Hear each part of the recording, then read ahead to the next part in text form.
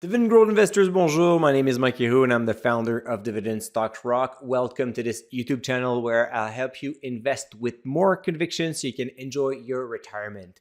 This week we are doing a special. So 7 small videos about how retirees can invest in 23. So yesterday we have looked at different ways where you can generate income. So we talked about building a bond ladder, looking into annuities. I pretty much discourage you to look into covered call ETF and split corps and higher yielding stocks because you know what? Those products, yes, they offer high yield, but there's no free lunch in finance. And this means that it comes with some part of risk, some other parts where you may see your income getting cut. So distribution or dividend being cut. So lose of income and potential loss of capital at the same time. So I'm still a big fan of dividend growth investing, and as the market decreased in 22, it opens the door to many great companies offering you a yield of 4, 5, and 6%, which will also come with some dividend increase, which is definitely what you're looking for as a retiree. So you don't only want to generate income today, but you want to generate an income that grows year after year to protect your buying power. It's one thing to retire today, but what's going to happen in 10 years from now? Are you going to still be able to go on vacation in other countries or go to your favorite restaurant or just, give some treats to your children and grandchildren, take care of them, help them financially, whatever. Those are the things that are super important. You've worked hard for your life during all your life, and you want to make sure that your investment is protected. So at DSR, we have decided to create retirement portfolios, and we're going to talk about those later on this week. You're going to have actually 2 videos on Canadian and US retirement portfolios. I'm going to give you everything that says under the hood right now. So it's going to be a good place where you can get stuck ideas. But today I want to talk more about the process that is behind it. So the one thing is our goal is to generate a yield between 4 and 5%. Why between 4 and 5 and sometimes a little bit more higher than that? Well, because we want to make sure that first and foremost, the dividend payment is protected. If it's not protected, well, there's no point of building that portfolio in the first place because I don't want you to suffer from dividend cuts later down the road. You don't have that time and that new capital that you used to have when you were working. Every year you added capital so you can make mistakes and you can turn around. It's not the end of the world.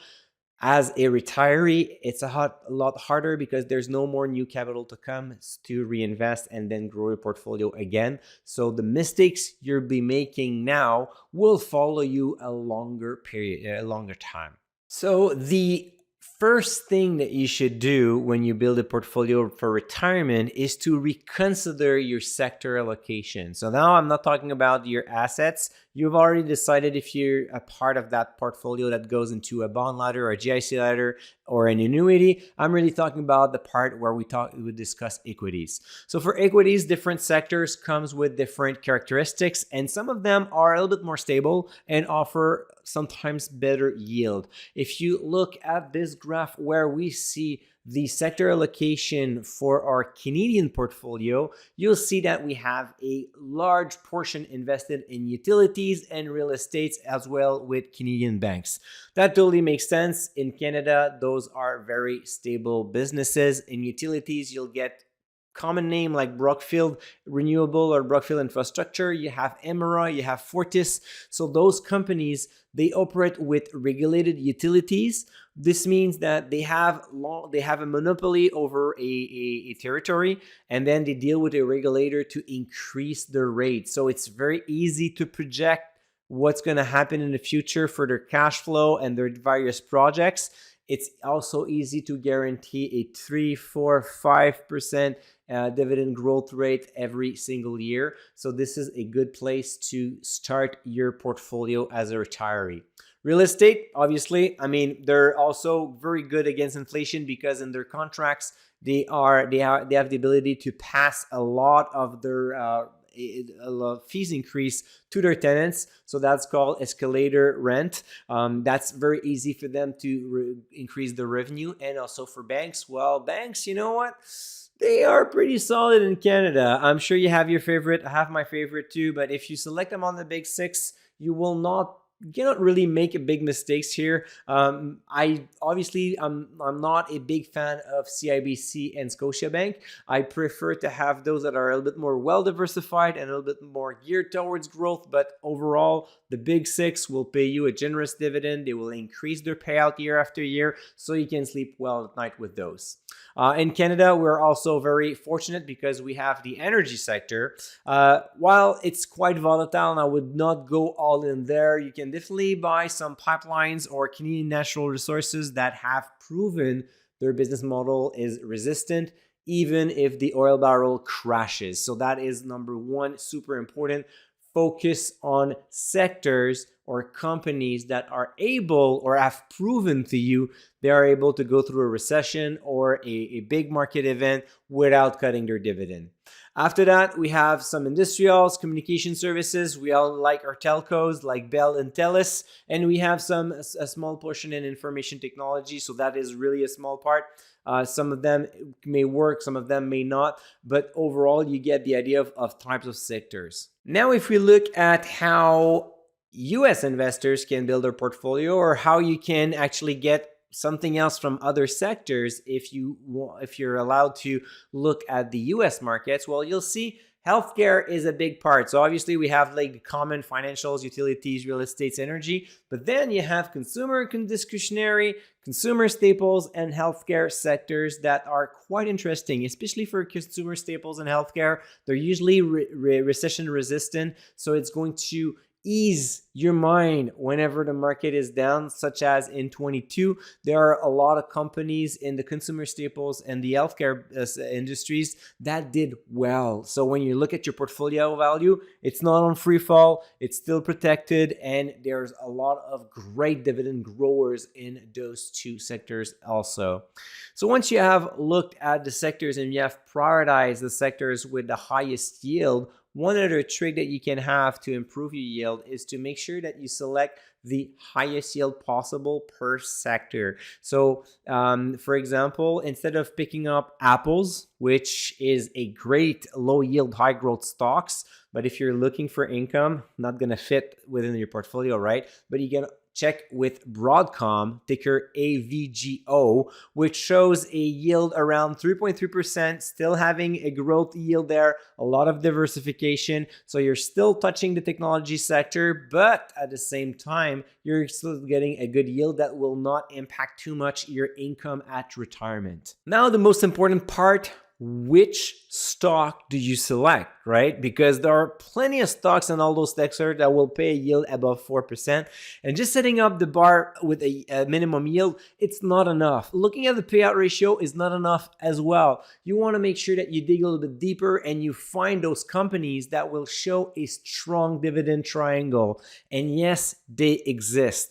You will find an example like Fortis, which shows revenue growth, earnings growth, and dividend growth over the past 5 years and even more. So what you're looking at is a company, what you're looking for is a business that is able to thrive for many years, that is able to grow, because a company that is not able to grow will eventually have to cut their dividend. This is where the companies will eventually show a very high yield and will be at risk. We don't want those companies in your portfolio because you don't want to suffer from those dividend cuts, right?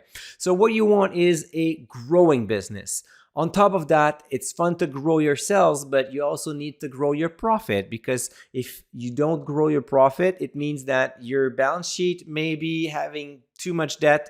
Maybe your margin are not great enough. Maybe you have a lot of competition. You have to invest a lot of money, or maybe you have to do some write-off. And then again, it will affect the company's ability to pay and increase their dividend. So growing revenue, growing earnings per share should eventually lead to, you guessed it, more dividends.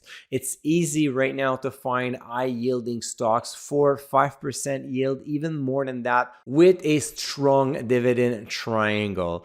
The companies that you want will be thriving, will have a robust balance sheet, will have plenty of growth vectors, and will be sharing the wealth with their shareholders.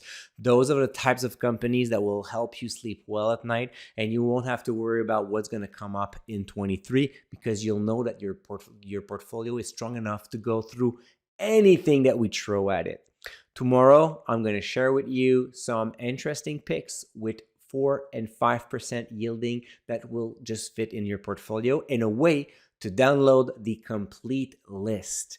Also, don't forget, next week on January 12th, we'll have the how to invest money in 2023. We're going to do a recap. We're going to look at sectors, at strategies, and I'm going to give you a bunch of bonuses at the same time. So don't forget to register. It's 100% free. dividendstocksrock.com/YouTube-webinar. dividendstocksrock.com/YouTube-webinar. 100% free. There's a replay that comes with it. You just have to register and you'll get access to everything to start the year on the right foot. So we're going to see each other again tomorrow for another video where I'm going to share with you a list of stocks paying a yield above 5%, above 4%, sorry guys, for both Canadian and US stocks. So until then, don't forget to stay invested.